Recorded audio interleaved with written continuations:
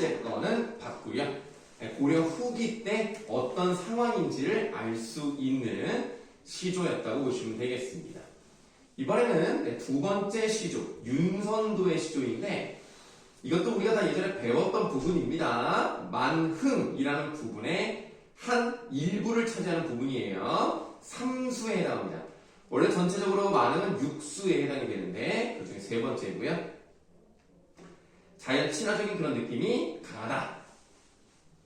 자, 잠들고 혼자 앉아 먼 매를 바라보니 먼 매 동그라미 하고요. 그냥 멀리 있는 산을 말하지만 여기서는 자연을 의미하겠다. 먼 매를 바라보니 그리워하던 님이 온다 하더라도 반가움이 이만하게 되냐. 그러니까 지금 먼 매랑 님 중에 뭐가 더 좋다는 얘기야? 먼 매가 더 좋다는 얘기예요. 그러니까 내가 아무리 그리운 사람이 있다 하더라도 그 사람 만났을 때보다 자연과 함께하는 게 더 좋다. 그러면 이 두 번째 중장에 사용된 표현법은 무엇입니까? 네, 설의법이 사용됐고요. 그리고 아마 잘 맞추기 어렵겠습니다만 또 하나가 사용됐어요. 아마 못 맞출 것 같아요. 5초의 기회를 드리겠습니다.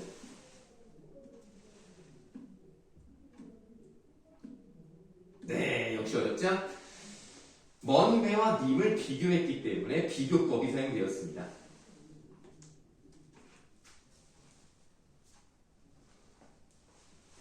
다음 종장에 밑줄하실 건데요.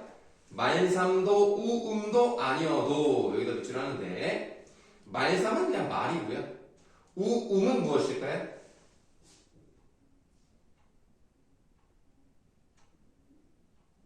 네, 역시 기억이 잘 안 날 것 같았어요. 웃음입니다. 그래서 말도 웃지도 않아도 라는 뜻인데요. 그러면 이 말하는 것 또는 웃는 것의 주체는 무엇입니까? 뇌가 되겠습니다. 그래서 산이 웃지도 않고 말도 안 하죠. 그렇지만 나는 못내 좋아하노라. 나는 결국 끝끝내 좋아한다 라고 해서 우리가 보통 여기 쓰는 한자성어가 있어요. 뭘 쓰죠?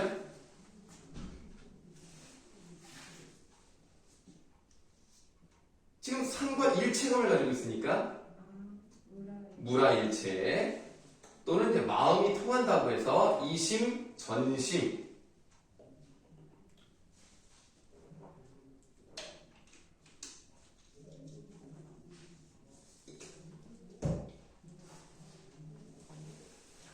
자, 이번에는 세 번째 시조 작자 미상의 사설 시조 보도록 하겠습니다. 님이 오마하거늘 자, 님께서 온다고 하시기에 저녁밥을 일찍 지어 먹고 그러면 지금 사랑하는 사람이 온다니까 이 화자의 정서는 어떻겠어? 설레겠지? 초장 오른쪽에다가 화자의 정서는 설렘.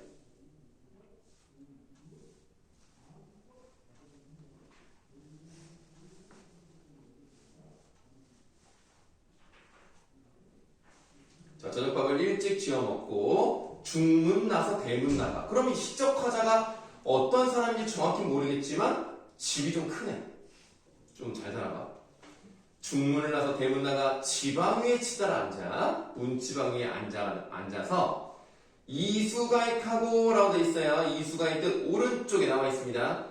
이마에 손을 얹다. 그럼 이마에 손을 왜 얹었을까요?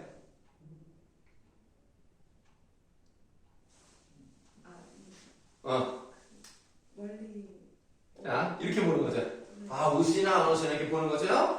이수가액하고 오는가 가는가 건넌산 말아보니 거머히 뜻 서 있거늘 저기 멀리 약간 거무죽죽 희무죽죽 막 이렇게 뭔가 보이는 거야. 약간 갓을 쓰고 흰 두루마기를 입은 것 같은 그런 느낌?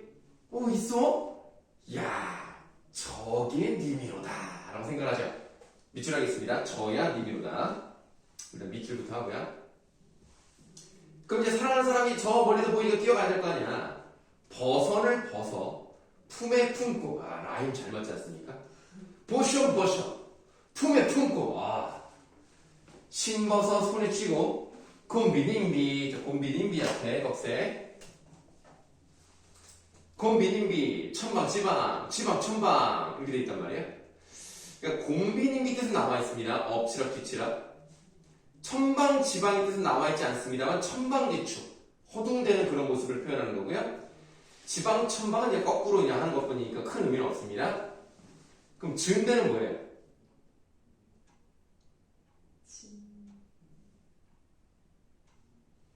정업사에 나오죠?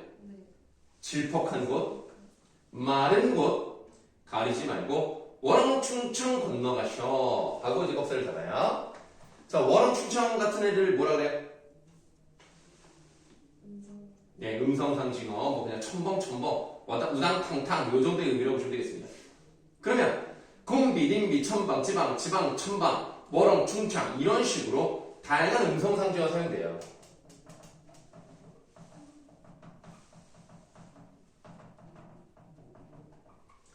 이런 음성상징어가 많이 사용되기 때문에 일단 운율감 이거는 뭐 당연한 거고 그 다음에 좀 재밌게 표현했네. 역시 사설 시조의 기본적인 특성이 나왔다고 봐야 되겠어. 해약성.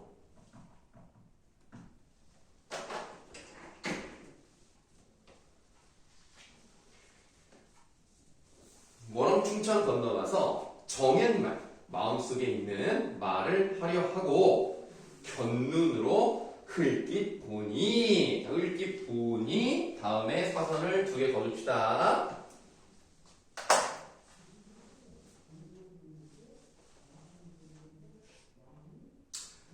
그러니까 왜 견눈질을 하느냐에 대해서 옛날에 수능 특강에 나온 적이 있는데요.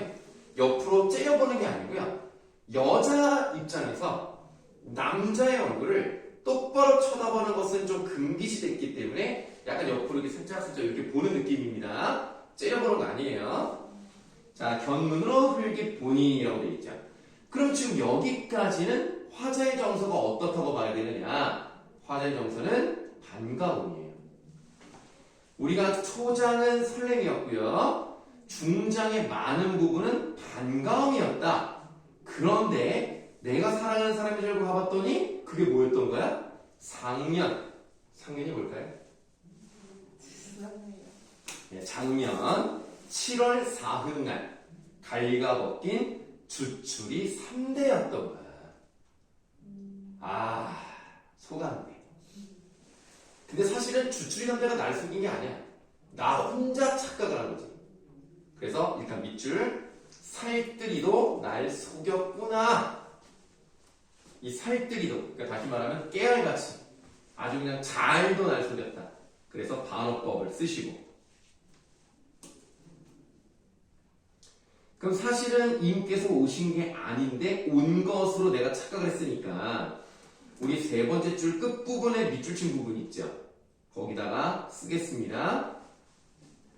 화자의 성급한 판단으로 인한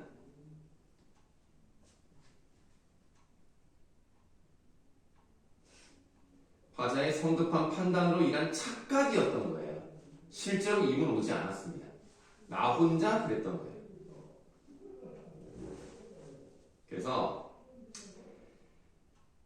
마지막 종장으로 갈게요. 모처럼 마침이라고 해석합니다. 마침 밤이니까 망정이지. 해격 낮이었다면 다른 사람들 다 봤을 거 아니야. 나 혼자 막 뛰어가는 거. 밑줄 남 웃길 뻔했구나. 비웃을 뻔해 사람들이. 이런 부분도 어떻게 보셔야 되냐면 사랑하는 사람이 오지 않았어. 나 혼자 착각했어. 약간 화가 날 만도 해. 아씨 잣됐다 뭐 이런 건데 이런 표현을 그냥 재밌게 한 거거든요. 그래서 전체적으로 보시면은 어떤 절망감이나 좌절감에 빠졌다 이렇게 말하면 안 됩니다. 그래서 마지막 화자의 정서는 겸연쩍음이 되겠어요. 겸연쩍음, 약간 멋쩍은 거죠. 민망한 거야. 이게 더 중요한 겁니다. 그래서 좀 재미있게 그려냈구나. 이렇게 보시면 돼요. 약간 이제 뭐랄까 TV에 나오면 약간 이용 이런 느낌 있죠? 이런 거라고 보시면 되겠습니다. 자, 이렇게 시조 세수를 또 했으니까 총 오늘 6개를 봤는데 하나가 더 있어. 어인이 못 얻는다. 한번 보도록 하겠습니다.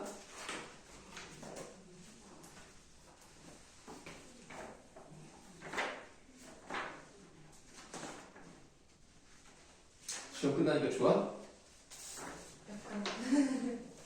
이제 2달밖에 안 남았어.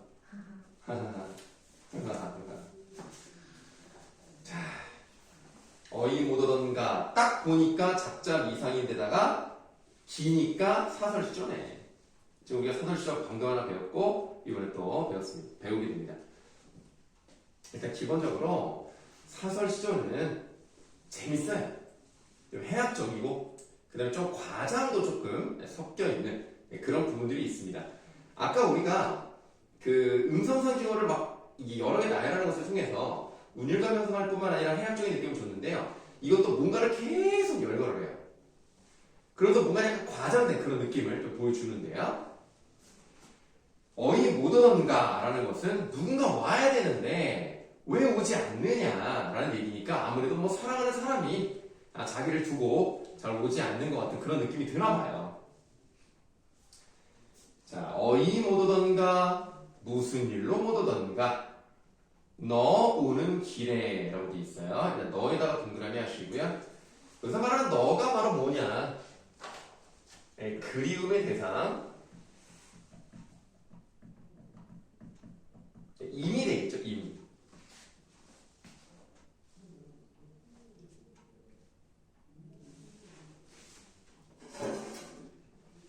너 오는 길에 무쇠로 성을 싸고, 성괄호. 그 다음에 성 안에 담싸고, 담괄호. 다음 안에 집을 짓고, 집 안에 두지 놓고, 집괄호, 두지괄호. 두지가 뭔지 알아? 뒤주라고 써있는 거기 밑에? 그 사도세자가 갇혀 있었던 곳이죠? 두지 놓고, 두지 안에 괴를 놓고, 괴도 바로 하시고요. 괴나 뒤주나 사실 크게 차이 없습니다. 그냥 뭔가를 보관할 수 있는 장 같은 건데, 그 안에 너를 필자형으로 결박하여. 그러니까 필자형이라는 것은 필이라는 글자의 형태로 너를 묶어놨다. 그러니까 보니까 마치 사람이 이렇게 앉은 채로 어딘가 벨트가 묶여져 있는 그런 느낌 아니에요? 아니에요?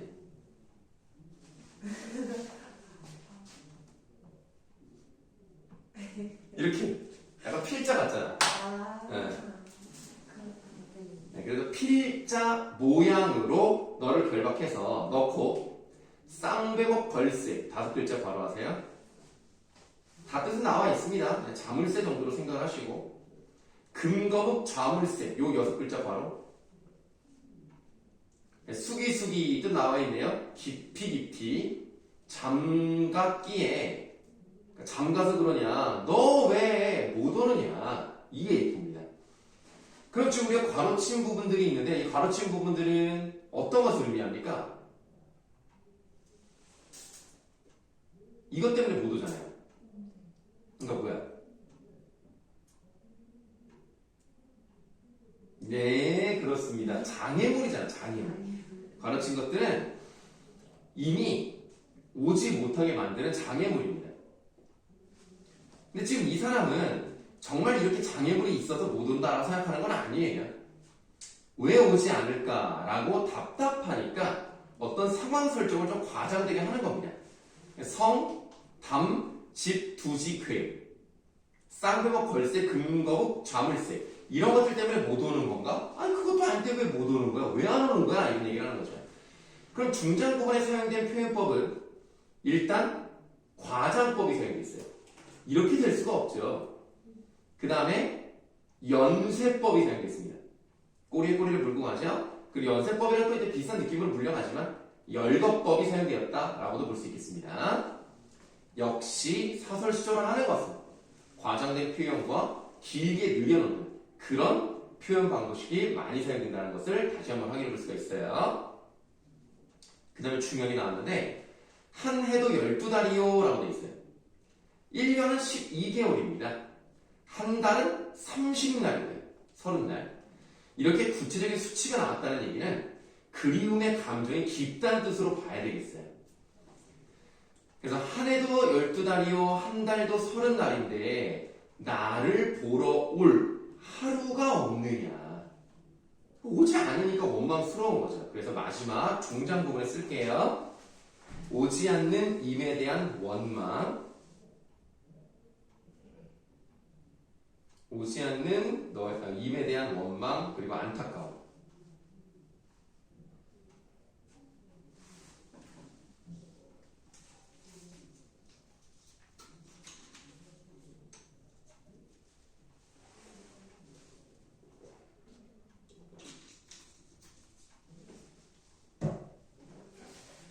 네, 그래서 사설시적으로 뭐 간단하게 또 끝났네요.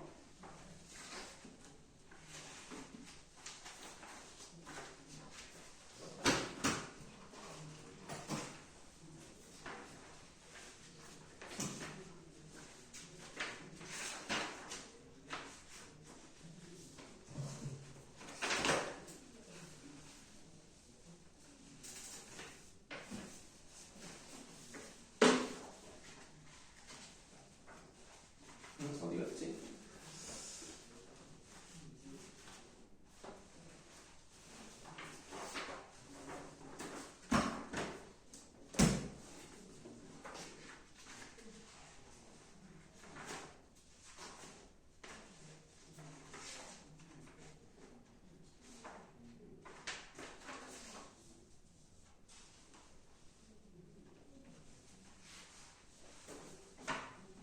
자, 이번에는 그 다음에 나와 있는 짧은 소설 한번 보도록 할게요. 원래는 긴데 짧은 부분만 나와 있습니다. 장기전입니다. 일단 장기가 뭐예요? 장기잖아? 장기가 뭐야?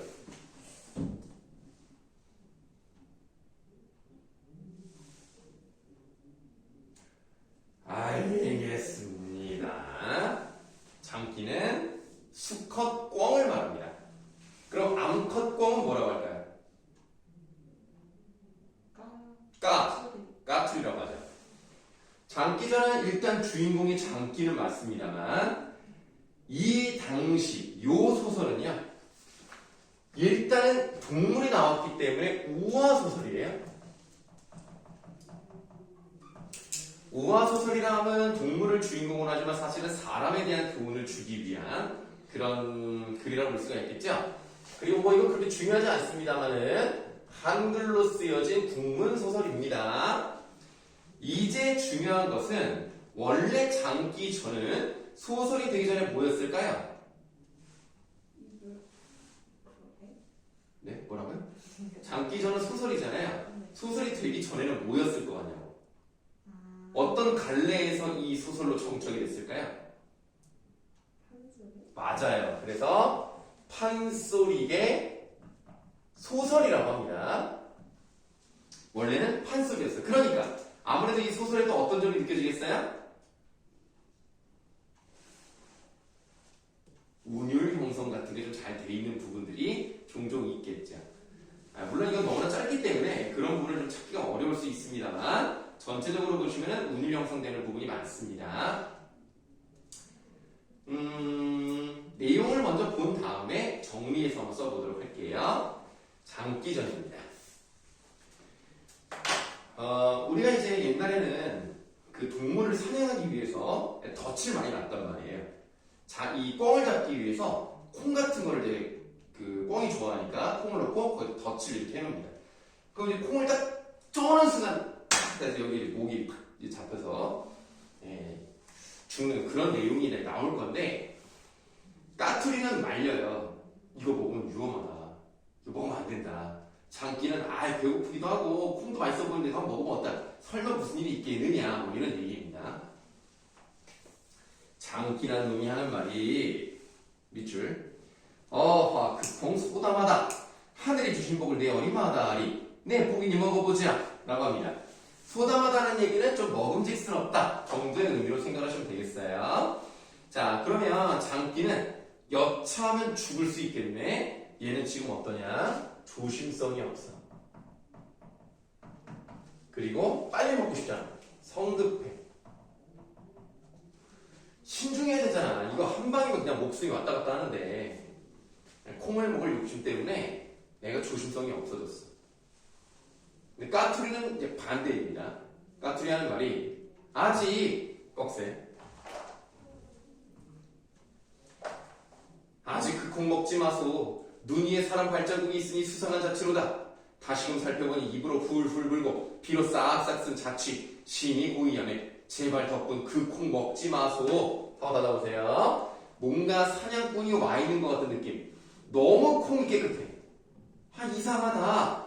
이거 뭔가 좀 덫이 있는 것 같다. 신중하죠?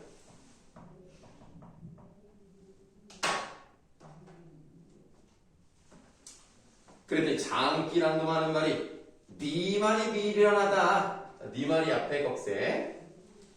네 말이 미련하다. 이때를 의논컨대 동지섣달 설하니라. 눈이 곳곳에 덮였으니 산에 살던 새 사라지고 길에 인적 없거든 사람같이 있을 소냐. 한번 닫아볼게요. 자, 아니 보시면 여기 지금 이런 말이 나와 있어요. 동지섣달이니까 일단 겨울을 말합니다. 설한이라는 것은 눈이 온 다음에 이제 추위가 올 수 있거든요. 그게 이제 눈 온 뒤에 추위가 설한입니다. 그래서 이렇게 춥고 눈이 쌓여 있는데 아니 산에 새도 없고 사람의 자취가 그러니까 인적도 없는데 어디 사람이 왔다 갔다라고 얘기하는 거냐. 에이 좀 너는 걱정이 많구나. 이런 얘기를 하는 거죠. 이런 걸 보니까 지금 장기는 까투리 말을 무시하고 있다는 걸 알 수가 있습니다. 그래서 이 까투리가 장기의 말을 무시하는 얘기는 이 소설이 결국 사람이 된 얘기라고 봤을 때 이 당시에 남자가 여자를 무시하는 그런 사회적인 분위기와 맞아떨어진다라고 생각하시면 돼요. 이 부분 가부장적이고 권위주의적이다. 이런 성격을 또 보여주고 있는 거죠.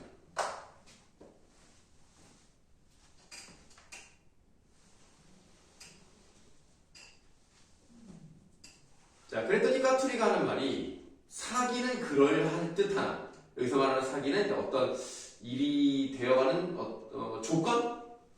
그러니까 지금 네가 말한 게 아주 뭐 틀린 것 같진 않아. 왜냐면 지금 뭐 그렇게 먹을 만도 해.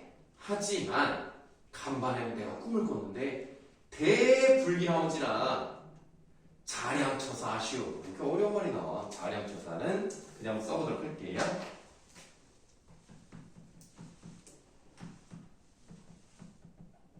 스스로 헤아려 일을 처리해라. 그러니까 잘 생각해봐라 이거야. 내가 꿈을 꿨는데 꿈이 너무 안 좋았다.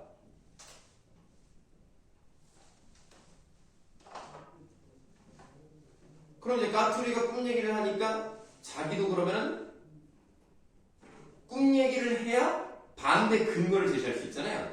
그래서 장기 소왈, 장기가 웃으면서 말하기를 내 간밤에 일몽을 얻으니 황학을 비껴타고 그러니까 누런 학을 비스듬히 타고 하늘에 올라가 옥과 함께 무난하니 살림처사 봉하시고 살림처사는 중요하지 않으니까 벼슬하지 않는 선비를 말해요. 그래서 벼슬하지 않는 선비로 오래오래 잘 살아라 라고 봉하시고 만석고 만석고는 그 곡식을 많이 넣어놓은 창고를 말합니다. 그래서 만석고의 콩 한섬 상급하셨으니 나 꿈에서 옥황상제 때 콩 받은 사람이야. 콩 받은 콩이야. 그러니까 오늘 이 콩은 내가 그 꿈을 이렇게 이제 실제로 보여주는 그런 거예요. 오늘 이 콩 하나 아니 반가울까? 옛글에 줄인 자 달게 먹고 목마른 자 쉬이 마신다 하였으니 줄인 양을 채워보자 하고 자기가 어떤 계시를 받았기 때문에 나 이거 먹어도 돼. 먹으려고 합니다. 까투리 하는 말이 그대 꿈 그러하나 이내 꿈 해먹으면 못다 흉몽이라. 어젯밤 이경초에 이경이니까 밤 9시에서 11시 사이 정도 되고요. 첫잠 들어 꿈을 꾸니 밑줄 북망산 음지 쪽에 구준비 흩트이며 라고 돼 있어요. 요거 이제 알아두면 도움이 되긴 할 건데요. 10급 정도. 북망산이 나왔다? 그럼 뭐랑 연결되어 있는 것 같아요?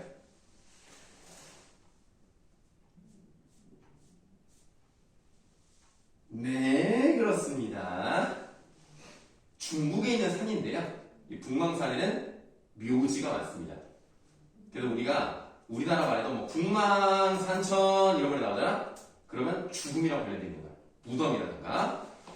북망산 음지니까 자, 북망산에 원래 묘지가 많아요. 부정적이야, 불길해. 근데 음지야, 양지도 아니까 어두워. 구준비야, 그 다 그렇잖아. 좀 전부 다 뭐예요? 죽음의 이미지와 연결이 됩니다. 이렇게 좀 불길불길하니까 안 먹었으면 좋겠다는 거죠. 자, 그런데 또 이제 이게 약간 좀 말이 안 되는데 비를 흩뿌리며 청천에 맑은 하늘이죠. 이게 좀 맞지가 않습니다만 쌍무지개가 벼랑한 칼이 되어 자네 머리 땡검 베어 내리치니라고 돼 있죠. 그럼 지금 이걸 뭘 의미하는 것 같아? 무지개가 갑자기 칼이 됐다. 쌍무지개가.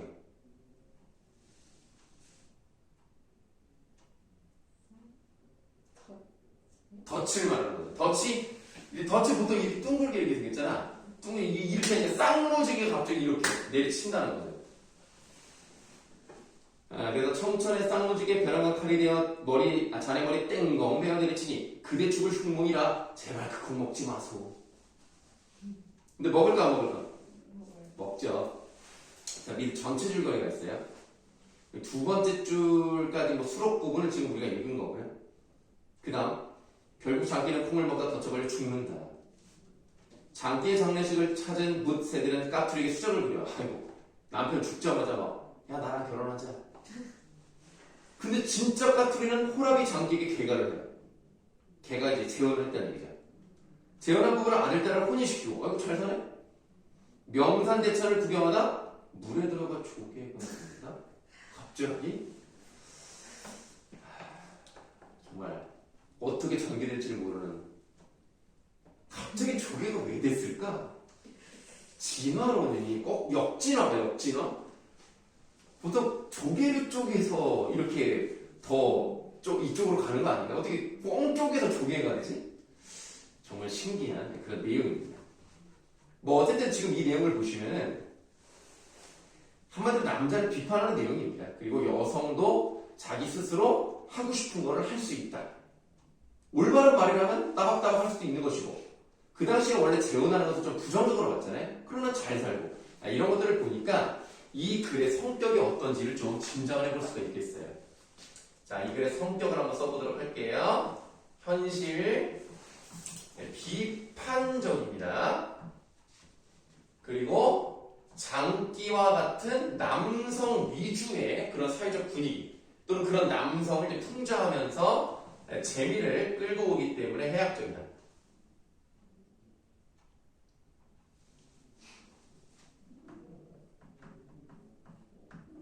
주제를 한번 써볼 건데요. 일단 장기는 먹을 게 없어서 여기저기 돌아다니다가 이 콩을 보고 결국은 넘어가서 죽은 거예요. 그러니까 어떤 면에서 보면 좀 불쌍하기도 하죠. 풍족하게 먹을 수 있었으면 자기가 이렇게 위험을 무릅쓰고까지 먹진 않았을 거야. 근데 성질이 급해진 이유는 자기가 먹을 게 없기 때문이겠죠. 그래서 첫 번째는 이렇게도 봐요. 하층 유랑민들의 비극적인 삶에 대한 이야기로서 해석을 하기도 하고요.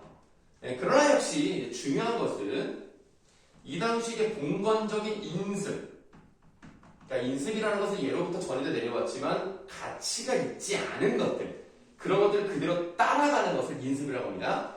그럼 봉건적 인습과 유교 윤리에 대한 비판. 그러니까 지금 내용이 워낙 짧게 나왔기 때문에 뭐 정확히 다 나오지 않습니다만 일단 남자 말을 왜 안 듣느냐, 내 말이 이러한데 네가 뭔데 나서느냐, 이런 것들을 의미한다고 생각하시면 되겠어요. 자, 이런 주제를 얘기하고 있고요. 이번에 저 밑에 질문 배달이 있네요. 말다툼에서 드러나는 장기와 까투리의 성격은 어떻게 다른가요? 라고 했을 때 일단 장기는 이제 말을 잘 안 들어요. 고집이 세고요. 근데 까투리는 조심성이 좀 있고 좀 신중한 그런 성격을 가지고 있다. 네, 그리고 이제 자기가 할 말을 다 하기 때문에 소신도 좀 뚜렷하다. 이 정도 그냥 생각을 해보시면 되겠고요. 그럼 이 작품에서 풍자하고자 하는 당대 현실의 문제점을 오늘날 어떻게 비판할 수 있을까요? 라고 하는데 요즘은 사실 가부장적인 게 많이 없어졌잖아요. 뭐 남자라고 해서 막 여자가 어디 막 이런 말을 안 하잖아요. 선생님 어렸을 때만 해도 옛날에는 아무래도 남자가 운전하는 경우가 훨씬 많았어요. 여자가 운전하는 거랑 비교를 하면 아마 9대1 정도? 거의 대부분 남자였어요. 지금은 한 6대4나 5대5까지 되지 않았을까 싶은데 옛날에는 그래서 항상 여자들이 뭐 이제 실수하거나 운전을 잘 못하면 항상 문 열고 뭐라고 했는지 알아? 그 막 화나니까 이제 앞에서 막 알짝거리거나 막 빵빵 빨리빨리 묶고 막 빵빵 거리다가 막 옆으로 가가지고 막 창문 내려가지고 막 옛날에 창문 이렇게 된다는 거야. 해가지고 여자가 집에서 밥이나 해! 혹시 이런 얘기 들어본 적 있어? 옛날에 그랬어. 진짜 나도 실제로 들었어. 버스 타고 가면서 버스 기사 아저씨가 막 그래. 앞에서 잠깐 뭐 이제 잘못 껴든 거야. 화가 나니까 막 집에서 밥이나 하니까 애 나와! 이러고 막 그랬단 말이야. 근데 그런 게 몇 번 되니까 이제 어떤 애들도 아냐면 이미 다 밥하고 나왔다! 이런 사람도 있었어. 근데 요즘은 그런 말 하면 진짜 언제적 사람이냐 막 이럴 거 아니야. 참.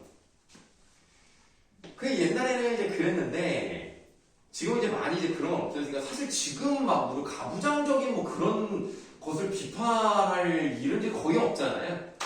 그래서 오히려 이제 요즘은 어떻게 봐야 되냐면 강자가 뭐 약자를 뭐 억압한다든가 이런 쪽으로 이제 생각을 해서 그런 사회적 문제를 언급할 수 있겠죠. 뭐 이제 갑질한다든가 뭐 이런 것들 아니면 뭐 여기 지금 이 주제랑 연결시켜 본다면 여전히 이런 문제는 지금도 있잖아요. 뭐 우리가 70년대에 대표하는 난소국만 보더라도 그리고 우리가 소설로 나오지 않았다 하더라도 지금 우리가 뉴스라든가 사회적 분위기를 보면은 가난한 사람들 계속 가난해.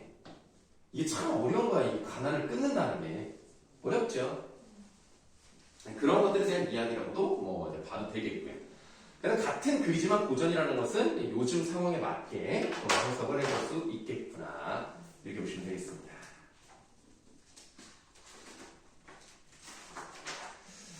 자, 장기전을 봤으니까 이번에는 흥보전 또 소설 하나를 또 보도록 하겠습니다.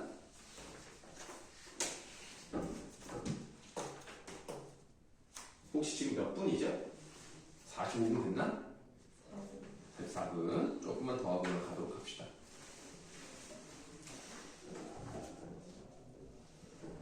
자, 흥부전도요. 장기전과 유사점이 있습니다. 바로 여기. 국문소설이면서 판소리계 소설이 되겠습니다. 마찬가지로 성격도요. 풍자적이고 해학적이야. 흥보전은 뭐 우리가 너무 잘하니까 이 가난한 사람에 대한 얘기가 나올 수밖에 없다라는 거. 그런 점에서는 좀 비슷한 점이 있죠. 이 까투리하고, 까투리는 장기전하고. 그리고 판소리기 소설이기 때문에 역시 운율이 느껴지는데 아까 장기전은 워낙 짧아가지고 운율이 어디가 느껴지나 잘 모를 수 있겠습니다만 그래도 흥보전은 또 몇 장이 되기 때문에 이런 것들을 보시면 운율이 형성되는 부분을 찾아볼 수가 있을 겁니다.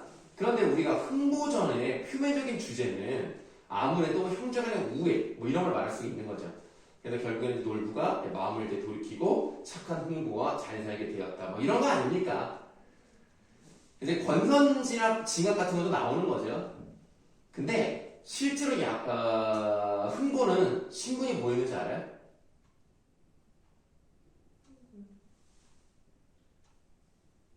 뭐였을까요?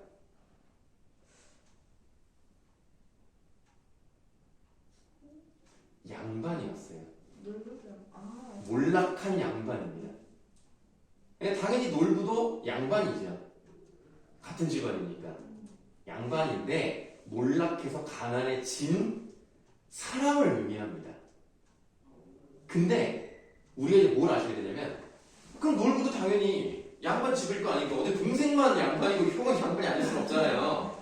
둘 다 양반인데 이 글은 양반들끼리의 어떤 대립을 보여주는 건 아니고요. 뭐를 보여준다고 생각하시면 되냐면 흥보는 몰랑 양반을 대표하고 놀부는 신흥 상인 계층을 의미해요.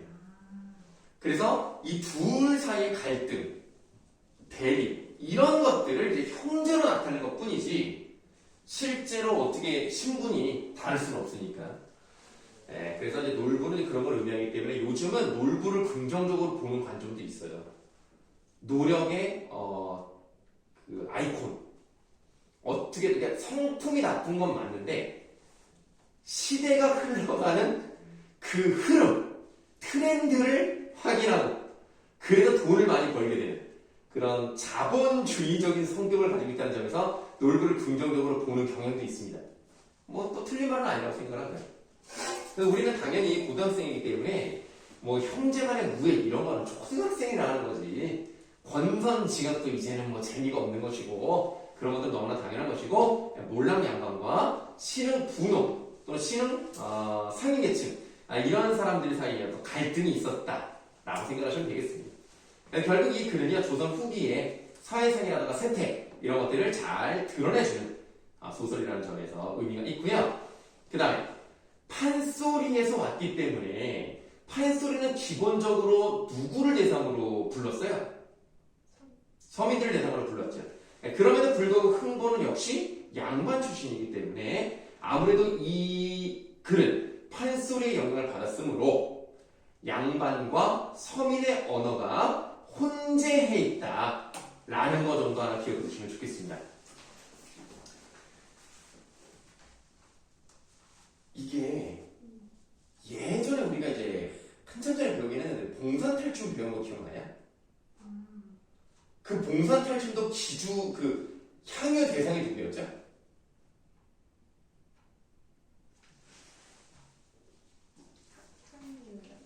그러니까 향유를 이제 누가 주로 이제 즐겼던 서민들이죠. 그러나 봉산탈출면 누구를 비판하는 내용이 나와요?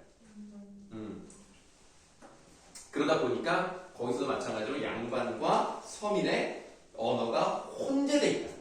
이것도 돼요. 그런 이제 공통점 같은 거 한번 또 생각해 보시고. 자, 그러면 이제 내용을 들어가 봐야 되겠는데,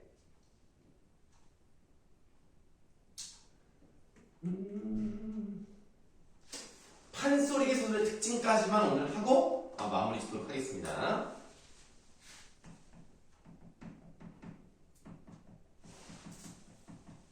혹시 나와 있나? 안 나와 있죠?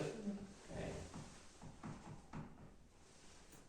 판소리 소설의 특징은 아까 말씀을 드렸는데 3, 4조 또는 4, 4조 이런 식으로 사음보 형태 이게 좀 많이 나오는 편이죠. 모든 부분이 다 그렇다는 건 아닙니다. 그런 부분이 좀 나타난다라는 거고요. 두 번째는 등장인물은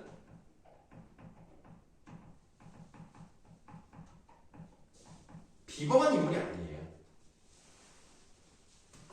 등장인물은 그냥 평범한 사람들이 나오죠. 그러니까 흥보전이랑 놀부는 뭐 당연히 얘네 둘 다 뭐 영웅적인 인물은 아니잖아요. 그래서 이렇게 말할 수가 있어요. 현실 속에서 우리가 찾아낼 수 있는 현실적인 인간이다.